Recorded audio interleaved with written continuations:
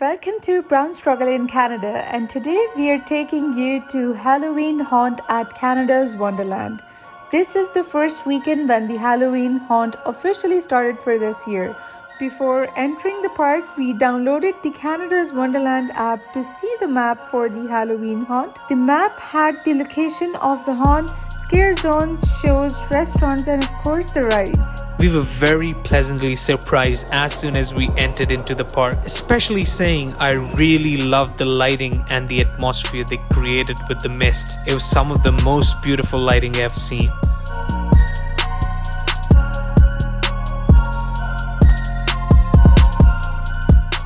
Now moving towards the medieval fair section first, on our way is the Halloween boutique that they've set up. Now the Halloween boutique actually has some nice souvenirs for you to buy. It's a shop with some Halloween items inside, and I absolutely love the different items in there.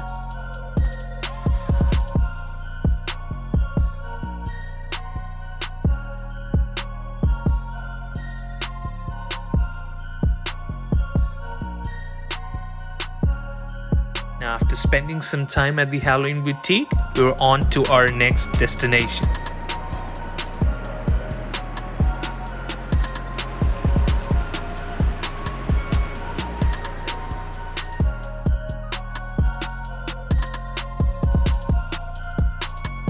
We then reached the medieval fair, which had now become the Kingdom of Carnage.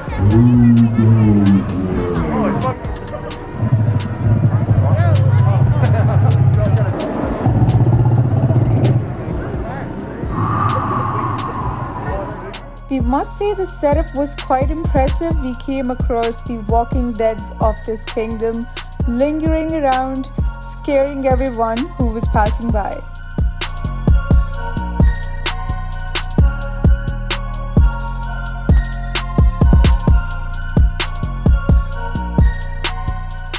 Now, as we move further, we reached our first show of the night. This was the Skeleton Crew.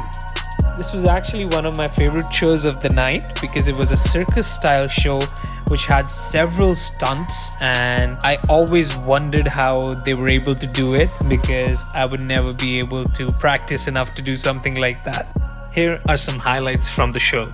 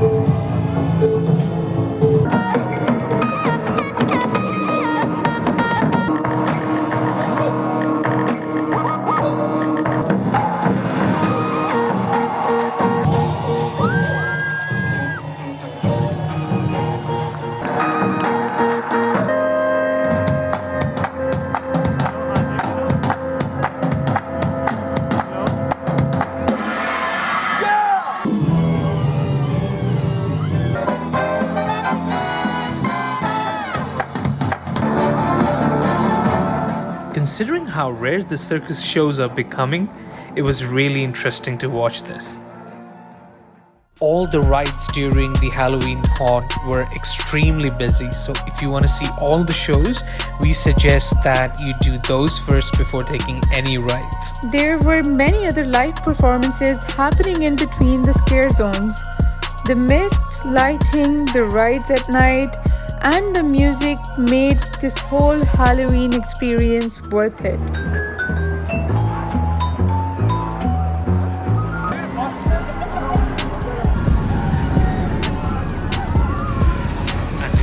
further into the park, we started to come towards the carnival section.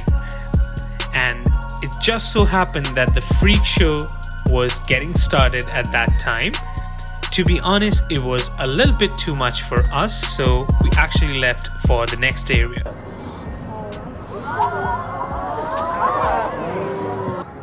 On the count of 3, 1, 2. Nail this balloon, and it is 100% real. And I want to see some skull on the end of that. Oh.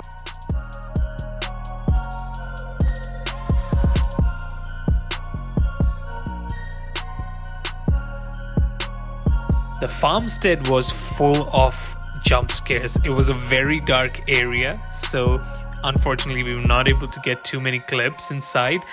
And right after that, we entered the Wicked Hollow, where we came across the evil fairies who were waiting there to scare off any travelers who dared to pass the Wicked Hollow.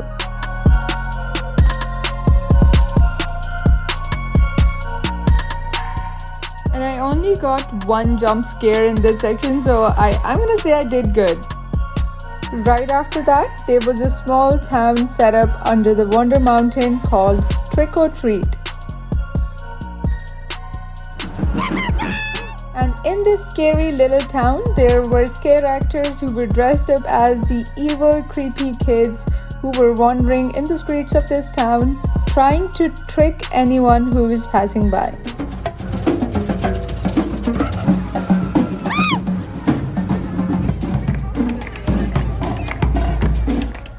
And from this town, we followed these cool drummers all the way out towards the second section of the park. I would say I preferred this entrance much more than the medieval fair entrance.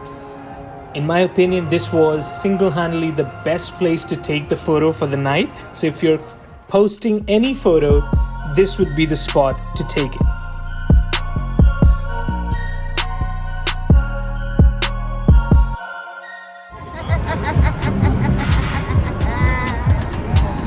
Now, Ghostly Pines, as you can tell by the name, was a village haunted by the ghosts of the dead villagers.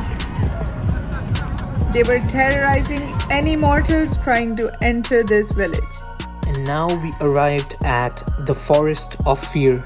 There were some really scary monsters in this forest.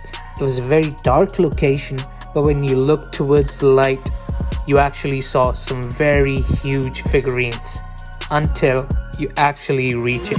As soon as you actually realize what it is, you realize that there is a full-on vampire disco going on right there.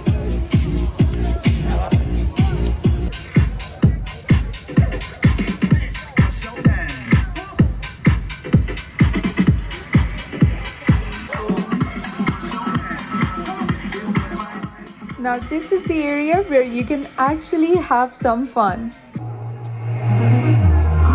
How are we doing tonight, Wonderland?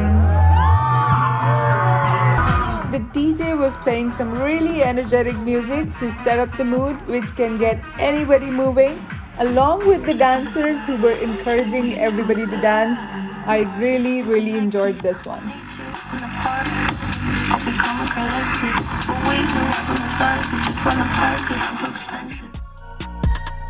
After the vampire disco, we reached the streets of the dead. Now this was a zombie area.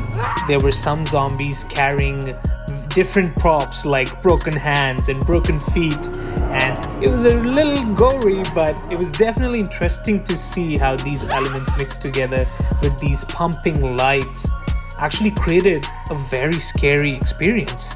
I actually even saw some people running out of their area.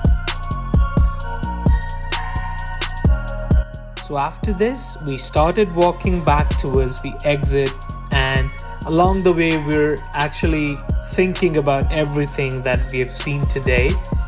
Even though we were very impressed by the different elements, the different locations that were set up by Canada's Wonderland, it did feel like it could have been much better if the COVID was not happening.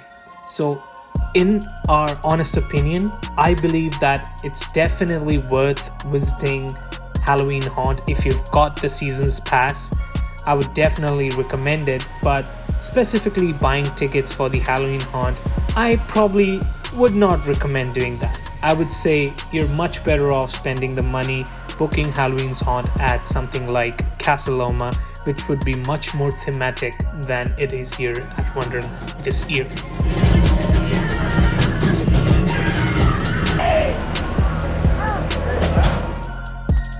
Before leaving, we stayed there a bit to look at the few other decorations and lighting.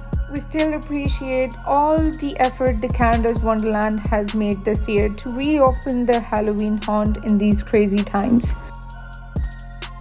With that, we sum up today's video. Thank you so much for watching and subscribe to our channel Brown Struggle in Canada for many more exciting videos.